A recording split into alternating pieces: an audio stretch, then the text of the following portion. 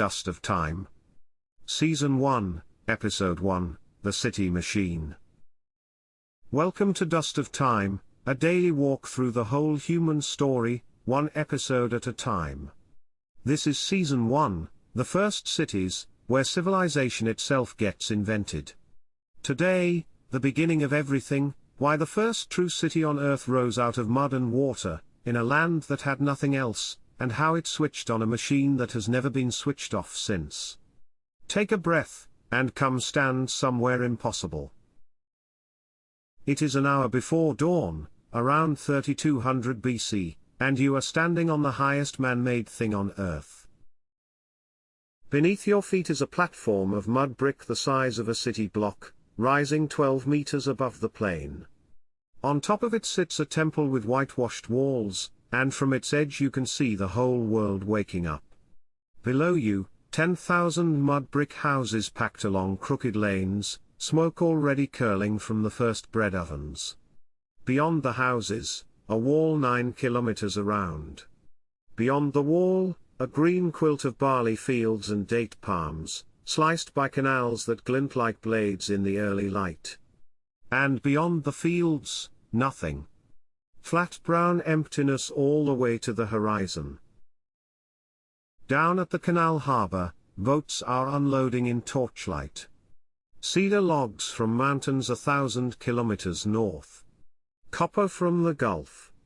Carnelian beads from somewhere so far east that nobody on the dock has ever seen it. A line of men is already forming at the temple storehouse below you, each waiting for his daily ration bowl of barley. Thousands of bowls will be handed out today, cheap identical clay bowls, made fast and thrown away like paper cups. This is Uruk. It is the largest city on the planet. And almost nothing about it should exist. Let's get our bearings, because this is episode 1 and the map matters. We are in southern Mesopotamia, the land between the Tigris and Euphrates rivers, in what is now southern Iraq. The Greeks will later coin the name Mesopotamia, meaning between the rivers, but the people who live here call themselves the people of Sumer. The date is around 3500 to 3000 BC. To put that in perspective, this city is already ancient when the pyramids of Egypt go up. It is 3000 years before the Buddha, and 5000 years before you. Here is the puzzle that drives this whole episode. Southern Mesopotamia is one of the worst places on Earth to build a civilization. There is no stone to build with. No metal anywhere. No timber except scrubby palms, whose wood is nearly useless. It barely rains. Summer temperatures pass 50 degrees Celsius. Every civilization needs stone, wood, and metal, and Sumer has none of them. What it has is mud and water. And it turns out that if you are clever enough, mud and water are all you need. The story begins with the rivers. The Tigris and Euphrates carry snowmelt down from the mountains of Anatolia, and every spring they flood, dumping fresh silt across the plain. That silt is some of the most fertile soil on Earth. But the floods are violent and badly timed, arriving just as crops ripen, and the summer that follows is a furnace. Farming here is impossible, unless you can control the water. So the Sumerians learned to control the water. Over centuries, villages along the Euphrates dug channels to pull river water onto their fields, built levees to keep the floods off, and dredged the canals when they silted up. And this is the first great domino of human history, so hold on to it. Irrigation does not just grow food. Irrigation forces organization. A canal network serves dozens of villages at once. Someone has to decide who digs, who maintains, who gets water first, and what happens to the village upstream that takes more than its share. Water management created something new in the world, authority that stretched beyond a single village. And the payoff was staggering. Irrigated barley in Sumer returned huge yields, far beyond what rain-fed farming could do. For the first time in the human story, one farmer could feed many families. Which meant, for the first time, most people did not have to farm. That sentence is the entire foundation of everything that follows in this podcast. Every king, every temple, every army, every poem in human history stands on the surplus grain of people like these Sumerian farmers. Freed from the fields, people became other things. Potters, who invented the fast-spinning potter's wheel here around this time. Weavers, working wool into cloth in workshops of 100 women. Metal workers, smelting imported copper. Brewers, because Sumerians loved beer and drank it daily, thick as porridge, through straws. Priests, administrators, boatmen, soldiers. Specialists, in other words.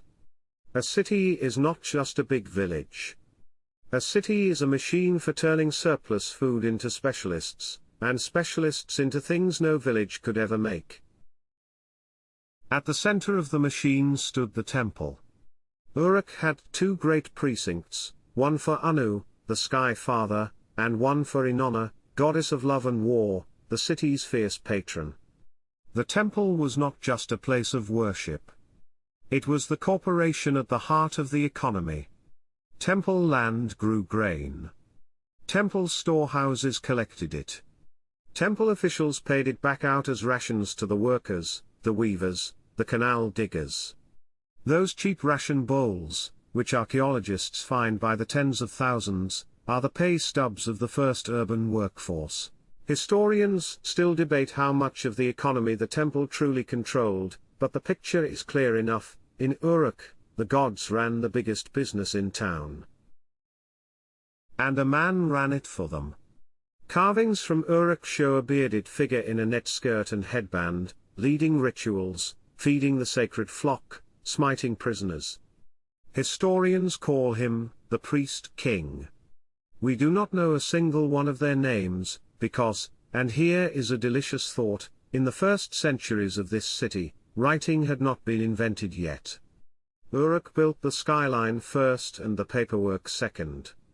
Only just, though. The paperwork was coming, and it is the subject of the next episode.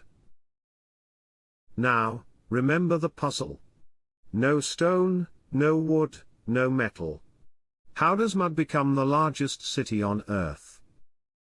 The answer is the second great insight of this episode: scarcity forced trade, and trade fed the city. Everything Uruk lacked, it imported, paying with what the machine produced: grain, wool, cloth, and finely made goods. Uruk's reach was extraordinary. Archaeologists find Uruk-style pottery, buildings, and accounting tools scattered up the Euphrates into Syria, and Anatolia, east into Iran, hundreds of kilometers away, in what they call the Uruk expansion. Some of these look like actual colonies, trading posts planted decades before anyone could write a letter home. The first city was also the first commercial network.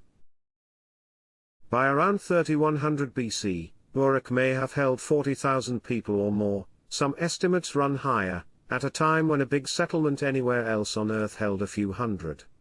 Its wall, which later legend says was built by the hero King Gilgamesh, ran 9 kilometers around. Sumerians did not say the city of Uruk the way we say the city of Denver. Their word for city was practically a synonym for civilization itself. Their later poets wrote that kingship came down from heaven, and it came down to cities. Two small inventions from this city deserve a moment, because you used both of them today. The first is the cylinder seal, a little stone barrel carved with a scene, which an official rolled across wet clay to leave a continuous picture. It was a signature, an ID card, and a tamper-proof lock-in one, worn on a pin like jewelry. Lose your seal and you reported it, the way you would cancel a stolen credit card, because anyone holding it could sign as you. Identity fraud is as old as identity. The second is the way Uruk counted. Sumerians used a number system based on 60, and it turned out to be so convenient for dividing. 60 splits cleanly by 2, 3, 4, 5, and 6, that it outlived everything else they made. It is why your hour has 60 minutes, your minute has 60 seconds, and your circle has 360 degrees. Every time you glance at a clock, you are doing Sumerian mathematics. One more thing the machine produced, and it is not a pleasant one: hierarchy. Villages are relatively flat societies. Uruk was a pyramid long before Egypt built any. At the top, priests and officials who ate well and lived large. At the bottom, ration bowl laborers, and below them, slaves, mostly captives and the destitute, because slavery too appears at the very dawn of urban life. Inequality is not a corruption of civilization that crept in later. It arrived in the same package as the potter's wheel and the beer ration. Cities gave humanity almost everything, and this was the price on the tag. So what did this episode change? Everything, is the honest answer. Uruk is the prototype. The pattern invented here: surplus grain, specialists, temples, trade, walls, rulers, and the poor, is the same pattern you will see in Egypt, in the Indus Valley, in China, in Mexico, and in whatever city you are listening to this in right now. When you tap a card to pay for coffee made by a specialist, in a building made by other specialists, trusting a system run by strangers, you are living inside the machine that was switched on at Uruk. It has never once been switched off. If you remember 3 things from today, make them these.